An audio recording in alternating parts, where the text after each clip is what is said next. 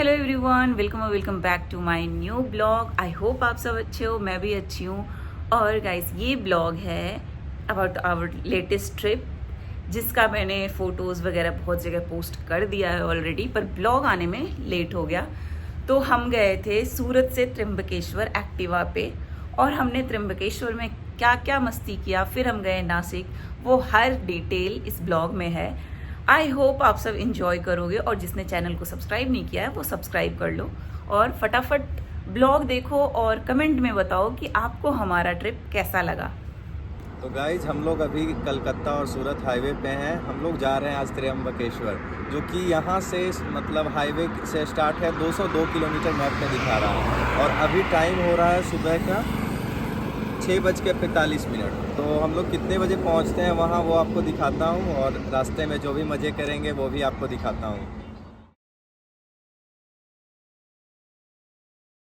ये है हमारा फर्स्ट स्टॉप, और ये खा रहा है चाय बिस्किट। चाय ब्रेक के बाद हम निकल गए थे त्र्यंबकेश्वर के लिए, और रास्ते इतने खूबसूरत थे, और रास्ते में मैंने बहुत सारे बच्चों को स्कूल जाते हुए देखा। हमने लिया है दूसरा ब्रेक, और हम बहुत ही ऊंचाई पे हैं अभी। हमें लग रहा है कहीं हम आसमान में ना पहुंच जाएं ऐसे जाते जाते। व्यू देखो, और अब काफ़ी धूप भी हो गई है। काफ़ी लॉन्ग राइड के बाद हमें लग गई थी भूख। हमने देखा एक ढाबा, और हम बैठ गए वहाँ खाने, पर वहाँ का खाना हमें बिल्कुल पसंद नहीं आया। तो हम जैसे तैसे खाना खाकर वापस से निकल गए वहाँ से।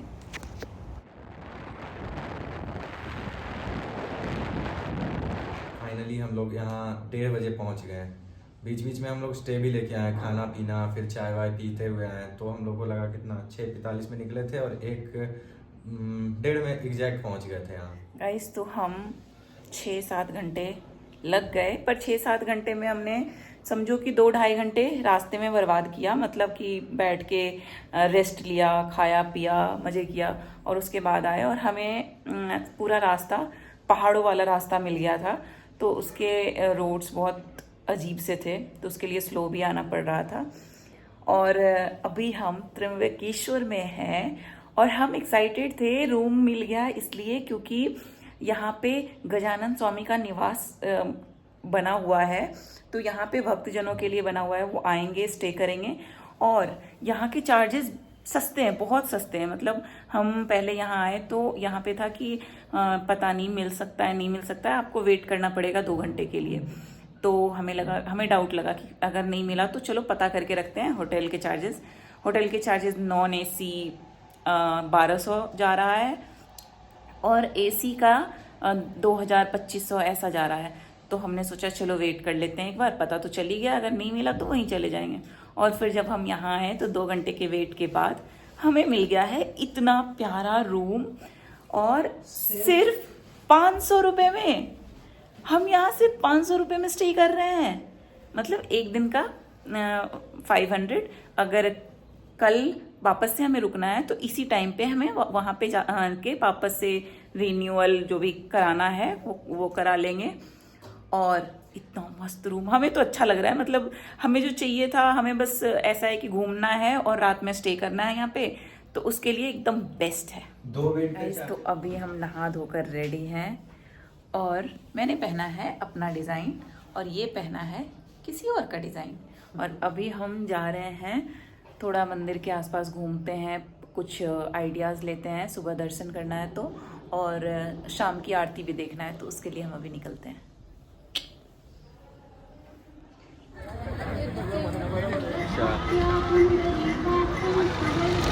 ये है तीर्थराज कुशावर्त कुंड।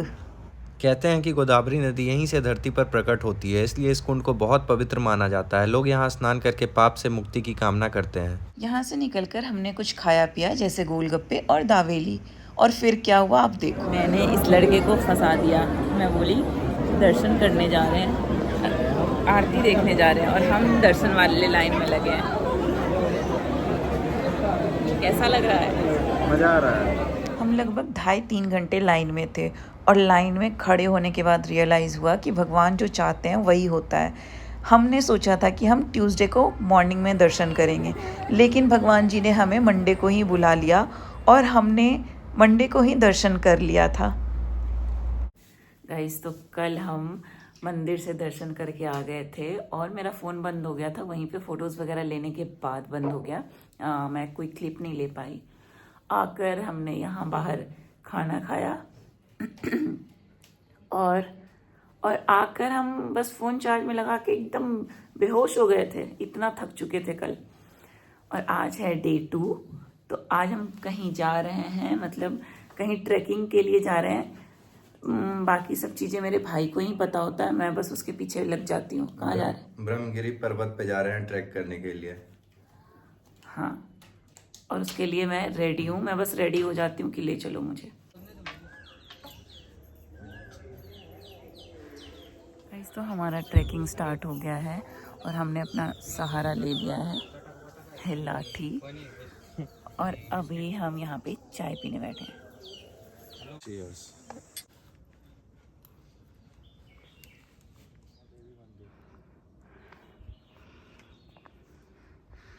तो हम ऊपर आ गए हैं, थोड़ा सा और बाकी है, पर यहाँ पे हवा मस्त है। अभी हम 75% तो ऊपर आ गए होंगे और हम फिर से थक गए। मस्त मज़ा आ रहा है हवा में चढ़ने में, नहीं बहुत ज़्यादा ऐसा है 80 डिग्री वाला, और पैर भी स्लिप कर रहा है थोड़ा थोड़ा। यहाँ में एक केव, और ये केव का एक चूहा।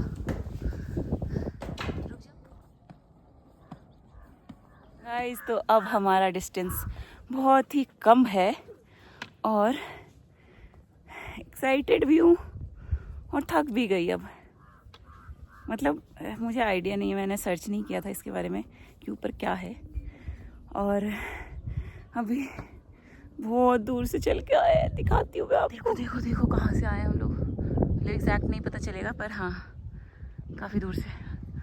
और कहाँ जाना है bro? Can you hint it? अच्छा, क्या है, मंदिर है क्या? यहीं पे उद्गम हुआ है गोदावरी नदी का। अच्छा, गोदावरी नदी का उद्गम हुआ है यहाँ पे। एक राजा थे सागरा, जिनका 60,000 पुत्र था, और 60,000 पुत्र, और उनसे गलती हो गई थी। उन्होंने कपिल ऋषि मुनि को डिस्टर्ब कर दिया था, तो क्या हुआ कि उन्होंने श्राप दे दिया कि तुम भस्म हो जाओगे। और इसके साथ उनका पूरा मतलब 60,000 जो भी था वो सब भस्म हो गया था। पर उनको क्या हुआ ना कि मोक्ष की प्राप्ति नहीं मिली। तो उन्हीं के वंश में एक भागीरथ राजा थे, जो कि तपस्या करके गंगा को धरती पे बुलाएं, गंगा माँ को धरती पे बुलाएं। तो शिव जी से मतलब गंगा जी ने एक शर्त रखा, उन्होंने बोला कि मैं धरती पे तो आऊँगी, लेकिन मैं एक फ्लो में आऊँगी, सीधा नीचे जाऊँगी, जिससे धरती नष्ट हो सकता था। वहाँ पे शिव जी ने क्या किया, शिव जी ने अपने जटाओं में गंगा को मतलब बांध रखा लिया, और हाँ। यहाँ सीधा यहाँ पे पटका, तो गंगा का यहाँ से अच्छा धरती पे आ गए।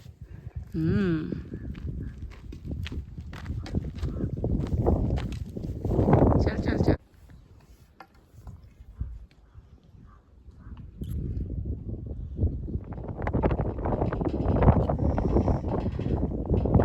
हम लोग मंदिर पहुंच गए और अभी ये जो आपको दिख रहे हैं ये ऋषि गौतम है, और ये अपना जीवन यापन करते थे अपनी पत्नी के साथ, और इनके टाइम में कभी इनको अन्न की दिक्कत नहीं हुई।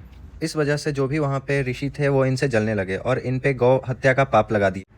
फिर गौतम ऋषि ने माँ गंगा की तपस्या की और गंगा प्रकट हुई। इसी वजह से गोदावरी को दक्षिण गंगा कहा जाता है। गाइस, तो अभी हम लोग ब्रह्मगिरी पर्वत पे हैं और अभी जा रहे हैं शिव जी ने जहाँ अपना जटा पटक के गंगा माँ को धरती पे लाया था। तो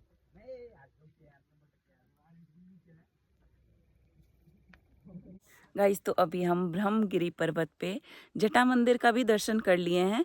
यहाँ पे शिव जी ने अपना जटा खोल के गंगा जी को क्या किया धरती था? पे लाया था। धरती पे लाया था, और उनके घुटने के निशान है अंदर, बहुत बड़े बड़े घुटने के निशान है, और उनके जटा का भी निशान बना हुआ है, जटा जटा जैसा। देख के मन खुश हो गया। हाँ, मजा आ गया वहाँ पे मत्था टेक के। और अभी हम जा रहे हैं वापस नीचे।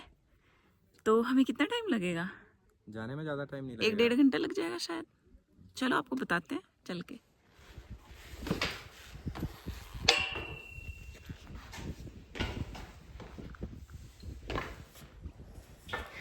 बस हम वापस जा रहे हैं और ये देखो कितना मज़ेदार है और मस्त हवा है यहाँ पे। थोड़ा सा स्केरी भी था इसलिए मैं भाग के आ गई। ब्रह्मगिरी हिल्स से आकर हम खाए पिए और मैं तो बेहोश होकर सो गई थी। और हमने खाना भी यहीं का खाया है जो कि सिर्फ 60 रुपीज़ प्लेट है और जितना खाना लेने का मन हो उतना लेते रहो।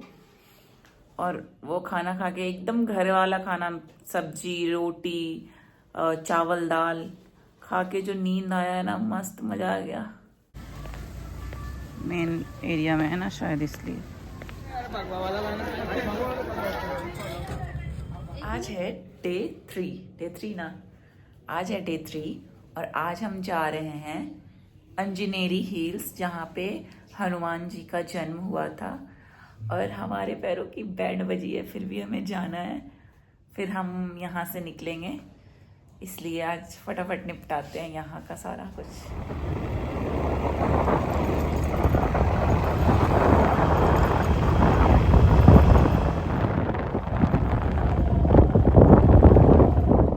गजानन स्वामी के निवास स्थान से 8-9 किलोमीटर दूर हम आ गए थे अंजनेरी हिल्स के पास। और यहाँ पे हम लोगों का टिकट लग रहा था 40 रुपये पर पर्सन। वो बंदर का थोड़ा संभालो। हाँ हाँ, तो वहाँ डंडा वगैरह। हाँ, डंडा ऊपर ही ना स्टॉल है ना। हाँ। गाइस तो हम आ गए हैं अब ट्रैक के लिए और हमने अपने हाथ में डंडा ले लिया है। डंडा ट्रैक के लिए नहीं लेते हैं हम, डंडा लेते हैं मंकीज से बचने के लिए। तो अभी हम स्टार्ट कर रहे हैं अपना ट्रैक और आज देखते हैं कितना बैंड बजता है। हल्ला मत कर, जंगली जानवर तो होंगे ही। तुम है ना, तुम्हारे साथ तो आई ही हूँ मैं। वही तो घर से ही साथ लेके आया हूँ मैं जंगली जानवर को। ए रुक जा, फोटो ले लूँ।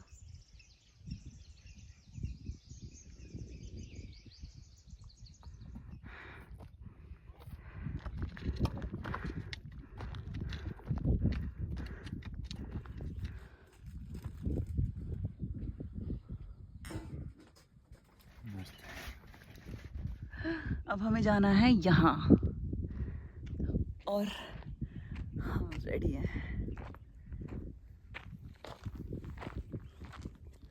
ये है हनुमान जी का गुफा। ये हमें रास्ते में ही मिला, थोड़ा सा रास्ता कट करके था तो हमने सोचा पहले यहाँ भी चले जाएं।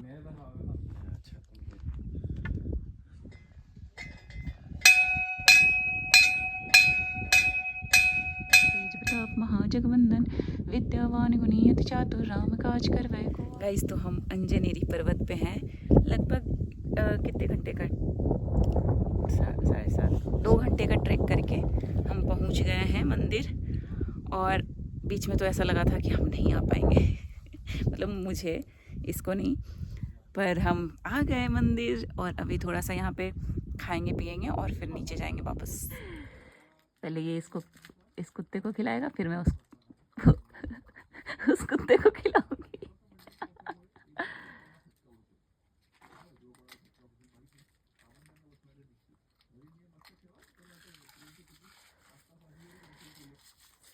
आजा अब तेरी बारी।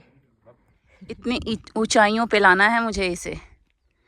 गेस करो, गेस क्या करो आप बताओ क्या है। ये माना जाता है कि हनुमान जी के पैर के निशान है और ये दिख भी वैसा ही रहा है, पैर के निशान सा। कितना प्यारा लग रहा है ना, देखो।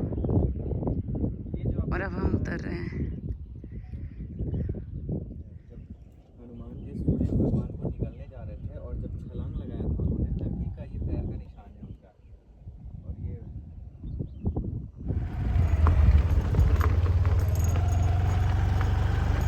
तो अभी हम आ गए हैं दुगड़वाड़ी वाटरफॉल है यहाँ पे। और यहाँ पे मतलब कुछ प्रवेश शुल्क लगता है टिकट वगैरह का, पर यहाँ पे कोई है नहीं, मतलब एक इंसान नहीं है यहाँ पे जिससे कि हम पूछ सके कि यहाँ से अंदर कैसे जाना है, मतलब गाड़ी लेके जाना है या पैदल जाना है। पीछे एक अंकल हैं, वो बोल रहे हैं कि गाड़ी लेके जा सकते हो। तो मैंने पूछा कि टिकट वाले कोई है नहीं, तो बोला नहीं है। फिर वही बोल रहे थे कि नीचे मत जाना वाटरफॉल में, बाकी तो चल सकते हैं। तो अभी हम यहाँ से निकलते हैं, वाटरफॉल देख के आते हैं। और यहाँ पे जो भी बोर्ड लगा है ना, मराठी में लगा है। तो मैंने बोर्ड का वो ChatGPT से सारा हिंदी करके देख लिया है। कहीं पे कुछ ये नहीं लिखा हुआ अंदर गाड़ी ले जाना है नहीं ले जाना है। ये भी खुला हुआ, बैरक भी खुला हुआ है। और यहाँ मतलब सब ओपन है। तो हम सोच रहे हैं हम निकल लेते हैं, क्योंकि हमें आइडिया भी नहीं है कि इससे अंदर कितना है, मतलब वॉक करके कितना जाना है। कोई गाइड होता, कुछ होता तो पता चलता, पर यहाँ तो कोई है ही नहीं। तो हम निकलते हैं। ये टिकट घर है और इसमें लॉक लगा हुआ है। हमने 15 मिनट वेट किया कि कोई हो जो गाइड कर सके कि कैसे जाना है, क्या जाना है। और ये रास्ता है जाने का। यहाँ पे ये सब ओपन है, तो समझ नहीं आ रहा है क्या करूँ। लेकिन अब बोर्ड का भी मैंने हिंदी करके देख लिया, तो हम लोग अब अंदर जाते हैं। यार कोई कहीं नहीं है और हम एकदम जंगल में हैं। हमें समझ नहीं आ रहा है करे क्या।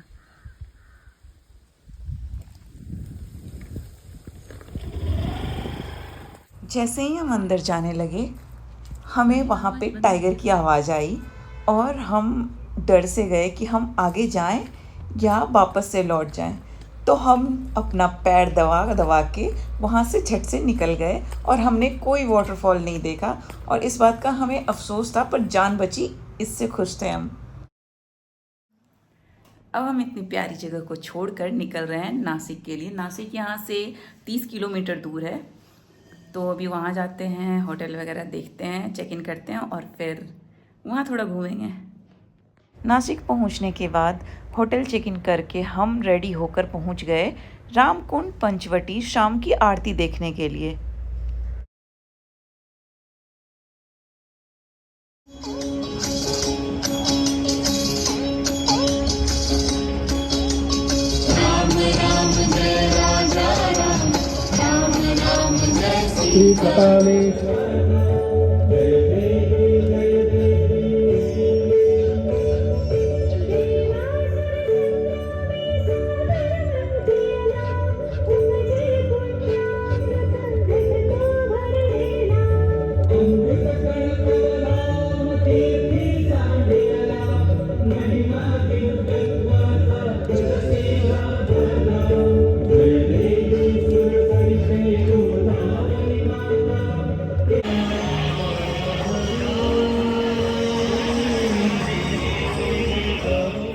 तो कल हम त्र्यंबकेश्वर से नासिक आ गए थे और हमने होटल चेकिंग किया और फिर हम गए रामकुंड आरती देखने। मैंने बहुत थोड़े से क्लिप लिए हैं, आरती का क्लिप लिया, वो मैं ऐड करूँगी इसमें। और थकान इतनी हो रही है कि देखो ऐसे फेस गुब्बारा जैसा हो गया है फूल के। और अभी हम सुबह रेडी होके नहा धो के वापस जा रहे हैं, मंदिर दर्शन करेंगे, इधर उधर थोड़ा घूमेंगे। And he is struggling with the lock, क्योंकि यहाँ का लॉक थोड़ा सा अजीब है। कल भी लगाने में प्रॉब्लम हो रही थी, खोलने में भी और आज भी। गाइस हमने प्लान किया था नासिक में रुक के थोड़ा और घूमेंगे, लेकिन यहाँ पेट्रोल पंप की लाइन देखकर ऐसा लग रहा है जल्दी से यहाँ से निकलना ही अच्छा होगा हमारे लिए।